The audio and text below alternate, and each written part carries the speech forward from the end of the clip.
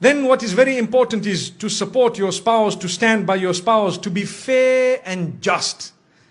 Here I need to spend a few minutes. What is the meaning of fair and just? Your mother has a problem with your wife. You don't just side with one of them. No, you must be just. You must be fair. If your mother is wrong, she is wrong even if she is your mother. We have an attitude where we say, my mother is my door to paradise. My brother, sometimes your mother is your door to hell. Did you know that? From Islam, I'm telling you, if that mother of yours is oppressive and she is doing something wrong, she could be your door to hell, not to heaven. Do you know that? Wallahi. And I am saying this with all passion because we have seen a lot of marriages where the mother-in-law thinks she is the queen who is married to the woman who you are married to before you.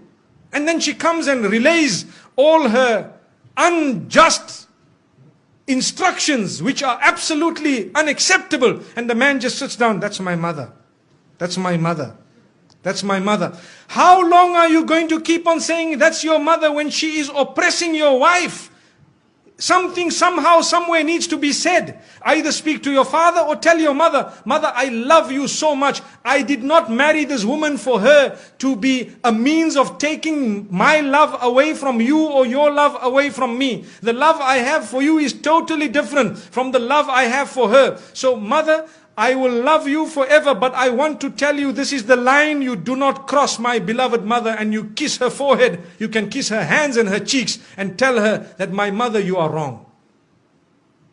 Lay it down. When you do not lay your territory, your marriage cannot work. People don't know where is my limit. They don't know. So how can your marriage work? Your mother doesn't know, your father doesn't know. Some fathers issue instructions to their daughters-in-law worse than the instruction of their own son to that wife of theirs.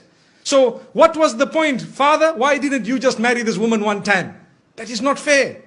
You cannot just come and say, that's my daughter-in-law, I must tell her, you stand here, you go there. No, they have their life. Give them their freedom. Understand, they too need to grow in marriage to live happily ever after. It's not just you who comes and dish instructions and go out.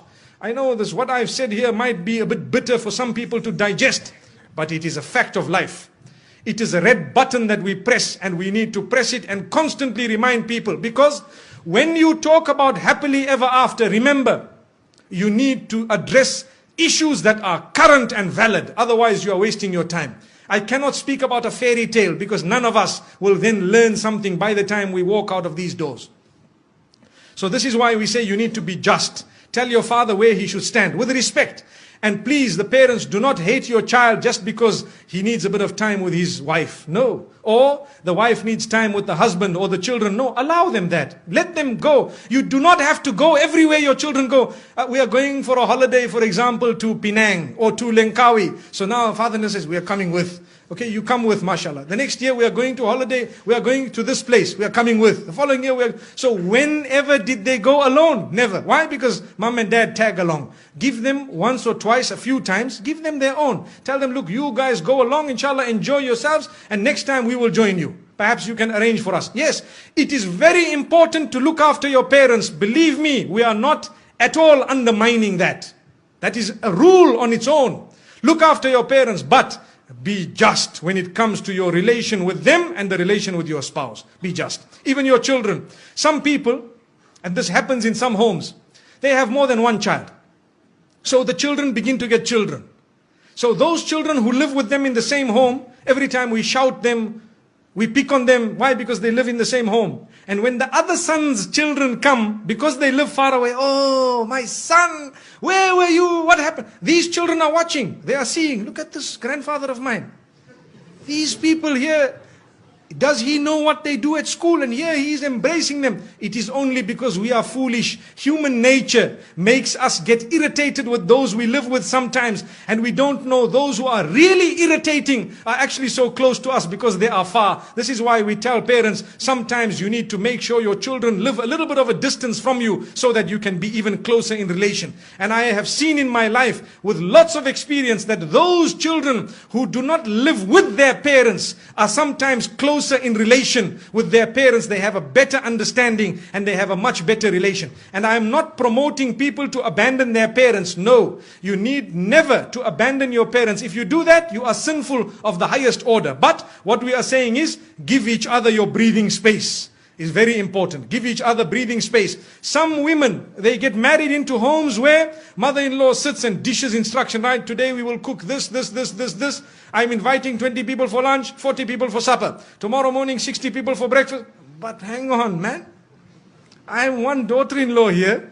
We are a few people here. What's going on? If this happened once a while, it's okay. But you cannot just sit back and dish out instructions as though this is a restaurant.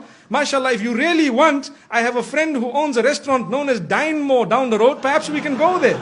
MashaAllah. May Allah subhanahu wa ta'ala grant us goodness. I had to mention that because, you know, there are a few restaurants we've been to here.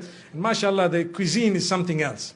So my brothers and sisters, I'm just thinking of it, probably the cooks are males, not females. Remember this. When you say food is very nice, a sharp woman would say, well, that's a male cook. Which means now let's eat here every other day.